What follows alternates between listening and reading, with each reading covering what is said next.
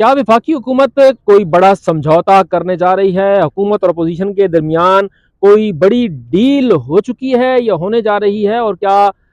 आलमी मंजरनामा जिस तरह से तब्दील हो रहा है, इस हवाले से पाकिस्तान क्या किसी दबाव का शिकार है? ये तमाम चीज़ें आज हम डिस्कस करते हैं। इस वक्त वफाकी हुकूमत को एक बड़ा मसला जो है वो दरपेश है, और उस बड़े मसले का ताल्लुक गज़ा से है, क्योंकि गज़ा पीस बोर्ड जो है वो तश्कील पा चुका है और पाकिस्तान समेत कई ममालिक को उसमें शमूलियत की दावत दी गई है। पाकिस्तान के जो फॉरेन अफेयर्स के हल्के हैं उसकी तरफ से ये कहा जा रहा है कि ये पाकिस्तान की बड़ी सिफारती कामयाबी है कि उसे एक बड़े फोरम पर जो है वो मदऊ किया गया है और उसमें शमूलियत की दावत दी गई है। लेकिन इसके साथ साथ एक खतीर रकम भी जो है वो डोनाल्ड ट्रंप, जो कि अमरीकी सदर हैं, उन्होंने ये कहा है कि जो भी मुस्तकिल रुकन होगा उसे खतीर रकम देनी होगी अमेरिका को, और तब वो मुस्तकिल रुकन रह सकेगा। लेकिन इख्तियारात उसके पास नहीं होंगे, बल्कि सिर्फ और सिर्फ वो एक मुशावरती अमल में शामिल होगा। इस हवाले से वफाकी हुकूमत में अब मुशावरती अमल जहाँ पर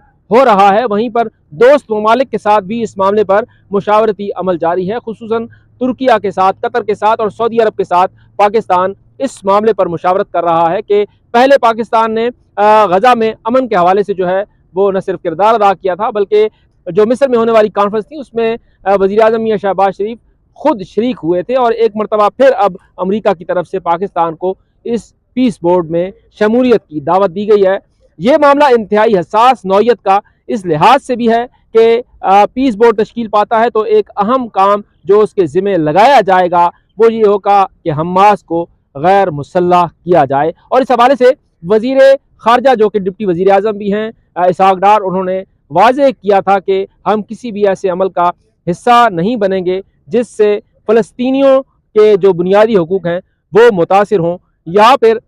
फ़लस्तीन काज को नुकसान पहुँचे, पाकिस्तान का जो उसूली मौक़िफ़ रहा है उसको नुकसान हो या ऐसा इन्हिराफ होता हुआ नजर। लेकिन यहाँ पर सूरत हाल ये है कि एक तरफ अमेरिका है जो पाकिस्तान को मदऊ कर रहा है, दूसरी तरफ रूस और चीन, दो बड़ी ताकतें हैं जिन्होंने इस हवाले से होने वाली वोटिंग में हिस्सा नहीं लिया, जिससे वाज़ेह हो रहा है कि रूस और चीन जो हैं वो इस मामले से पीछे हट रहे हैं। तीसरी तरफ फ्रांस जैसा बड़ा मुल्क है जिसको ट्रंप की तरफ से धमकी दी गई है कि अगर आप पीस बोर्ड का हिस्सा नहीं बनते तो फिर 200% टैरिफ फ्रेंच शराब पर लग सकती है, और इससे बड़ा धचका फ्रांस की मईशत को होगा। और उसके साथ साथ उन्होंने दीगर ममालिक को भी ये कहा है और धमकी भी दी है कि उन्हें इस पीस बोर्ड का हिस्सा बनना होगा। अब यहाँ पर सवाल ये पैदा होता है कि क्या पाकिस्तान इस अहम तरीन फोरम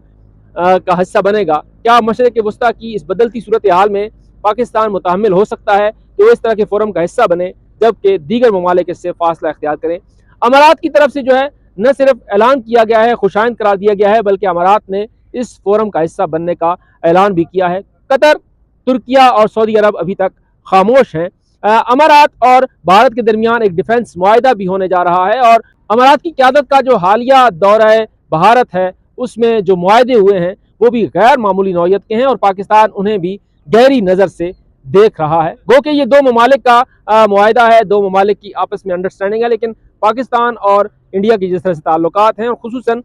मई जंग के बाद जो सूरत हाल बनी है, उसके बाद एक मुस्लिम ममालिक की क़यादत का भारत का दौरा करना, वहाँ पर मुआहिदे करने ज़रूर पाकिस्तान के लिए जो है वो परेशानी का बाइस बन सकता है। यहाँ पर मैं ये बताते चलूँ कि इंटरनेशनल फोरम्स पर जो है वो पाकिस्तान की सिफारतकारी के न सिर्फ चर्चे हैं, बल्कि उसे ये कहा जा रहा है कि पाकिस्तान ने बड़े स्मार्ट अंदाज में अपने पत्ते अब तक खेले हैं। लेकिन अब शायद मुश्किल सूरत हाल दरपेश है कि अब पाकिस्तान क्या फ़ैसला करे, क्योंकि जो खित्ते की सूरत हाल है, चंद रोज़ पहले ईरान पर अमेरिका के हमले का एक इम्कान नज़र आ रहा था जो कि अब फिल वक्त टल चुका है, लेकिन ख़तरा अभी भी बाकी है, क्योंकि अभी भी टेंशन जो है वो इन दोनों ममालिक में हो रही है और बयानात सख्त जो हैं वो दिए जा रहे हैं। इनकलाब इस्लामी और रहबर इनकलाब इस्लामी आयतुल्लाह सैयद अली खामनाई के हवाले से कुछ खबरें जो हैं वो गर्दिश कर रही हैं कि उनको जो है वो कत्ल करने का जो प्लान है वो सामने आया है, और उस पर शदीद रद्द-ए-अमल भी अब तक आ चुका है। अभी तक बाज़ाब्ता तौर पर ईरानी वज़ारत ख़ारजा की तरफ से इस हवाले से कोई स्टेटमेंट नहीं आया, लेकिन जो बयानात अब तक सामने आ रहे हैं वो ये हैं कि बराह रास्त धमकी जो है वो आयतुल्लाह अली खामनाई को दी गई है, जो कि न सिर्फ तशवीशनाक है बल्कि उस पर ये कहा गया है ईरान की तरफ से कि ये रेड लाइन होगी। लेकिन जब तक कोई पॉलिसी स्टेटमेंट नहीं आती, उस वक्त तक इस हवाले से मजीद कोई बात करना शायद बेहतर नहीं है। अब यहाँ पर दूसरा मामला है कि क्या वाकई ही वफाकी हुकूमत किसी मुश्किल का शिकार हो चुकी है, क्योंकि एक बड़ा मुतालबा जो इमरान खान का तस्लीम किया गया है, बल्कि दो अहम तरीन मुतालबे इमरान खान के तस्लीम किए गए हैं, और वो इस तरह से कि कायदे हिज़्ब इख्तिलाफ कौमी असम्बली महमूद अचकज़ई जो है वो अपनी नशिस्त पर बराजमान हो चुके हैं। मजलिस वाहिद मुस्लिमीन के सरबराह सेनेटर राजा नासिर अब्बास वो भी अपोजिशन लीडर का ओहदा संभाल चुके हैं और उन्होंने भी अपनी तकरीर की है। इन दो तकारीर में एक बात जो वाज़ेह की गई है वो ये है कि सियासी मफाहमत के लिए मुज़ाकरात के रास्ते जो हैं वो खोले जाने चाहिए, संजीदा मुज़ाकरात होने चाहिए, लेकिन उसके लिए पहली शर्त यह है कि या तो बानी चेयरमैन PTI इमरान खान साहब को रिहा किया जाए, या फिर साबिक वज़ीर आज़म इमरान खान साहब के साथ जो मुलाकातों का सिलसिला है पहले मरहले में उसे शुरू किया जाए, ताकि खैर सगाली का पैगाम जो हुकूमत की तरफ से जाए अपोजिशन को, उसके बाद कोई बातचीत की राह हमवार हो सके। अभी तक इस हवाले से खामोशी है। वो कि कौमी असम्बली के इजलास के दौरान सेशन के दौरान ही वजीर पार्लिमानी अमूर तारिक फजल चौधरी ने महमूद खान अचकज़ई की तकरीर को बेहतरीन तकरीर करार दिया और कहा कि मसाइल का हल बातचीत के जरिए ही हो सकता है। हम काफ़ी अरसा पहले ये कह रहे थे, लेकिन उस वक्त PTI की क़यादत जो है वो शायद इस बात को समझ नहीं पा रही थी, और आज वो चाहते हैं कि मुज़ाकरात हों। यही बात राजा नासिर अब्बास ने जब सेनेट में कही तो वहां पर भी उन्हें यह कहा गया कि हुकूमत संजीदा मुज़ाकरात के लिए तैयार है, लेकिन अभी तक ग्राउंड जो है मुज़ाकरात का वो कहीं नजर नहीं आ रहा। और तीसरी और अहम बात यह है कि पार्लियामेंट का मुश्तरका इजलास बार बार मौखर हो रहा है और उसका शेड्यूल दिया जाता है लेकिन फिर वापस ले लिया जाता है। अब फिर ये शुनीद है कि कल 4 बजे मुश्तरका इजलास बुलाया जा सकता है, लेकिन यह भी हतमी नहीं है क्योंकि अभी तक एजेंडा फाइनल नहीं है कि एजेंडा क्या होगा और कानून साजी क्या की जानी है। इसके ऊपर अभी तक इत्तेहादी जमातों के साथ, खुसूसन पीपल्स पार्टी के साथ मुस्लिम लीग नून की कोई मुशावरत नहीं हुई, तो किस तरह से मुश्तरका इजलास बुलाया जाएगा? क्या मुश्तरका इजलास में फ़कत कानून साजी ही की जानी है या फिर पाकिस्तान को दरपेश जो अहम तरीन मसाइल हैं वो भी ज़ेरे गौर आने हैं? तो ये वो अहम तरीन मामले हैं जिसके हवाले से मैं ये कह रहा था कि आने वाला हफ्ता वफाकी हुकूमत के लिए बहुत टफ होगा, बहुत सख्त होगा। अब देखते हैं कि वफाकी हुकूमत इस आने वाले हफ्ते में क्या फैसले करती है, क्योंकि ये आने वाला हफ्ता जो है वो न सिर्फ पाकिस्तान के हवाले से इंतहाई अहम है बल्कि इंटरनेशनली भी बहुत अहम है कि ट्रंप मुसलसल दबाव बढ़ा रहे हैं कि तमाम ममालिक जिन्हें उन्होंने मदऊ किया है वो पीस फोरम का